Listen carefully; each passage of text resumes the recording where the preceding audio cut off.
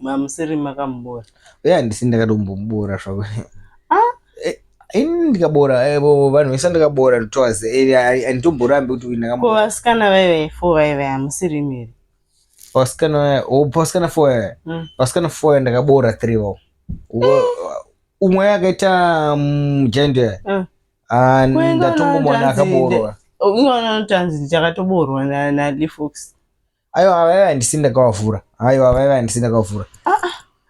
Ndakavhura 3 wacho uye mudhafu ndakamaona akavhurwawo ava anga akavhurwa plus but mimi kuma 12 15 hamusati masvika here munenge mabora vanhu vakawanda ini. Aiwa inangobora ndofunga iwe ndiwo chi7 pano ndakabora ya hanomboborwa vanhu vakawanda ina vanhu ndakavhura vanhu vatombowanda vamwe vanhu totongovaisa nekutongobvisawo but onaina vanhu vatombotanga kubora mama kugona kubora kare iwe pandakakubora veve Queen Mother ndio munhu akanga kutodzidzira madesign achangodinda kugona kuborawo mhino nenzeve ndaitya zvisingabudi chinhu chandisingabore zvekubora rimi ndichisauni maearing rimi ndogona kuborawo ndichiita sei but rimi riski futi kubora munhu but kubora munhu nzeve nechiite ndokubasa kwangu because iyo ndakuzvigona. Queen Mother ndokati manikidza zvikanzi musaloni mangu munhu wese anofanira kugona kubora mhino nenzeve izvi achiita sei nekuti ndo mari yacho kwete kungomirira imakomana vemalogs because isi tiri malogs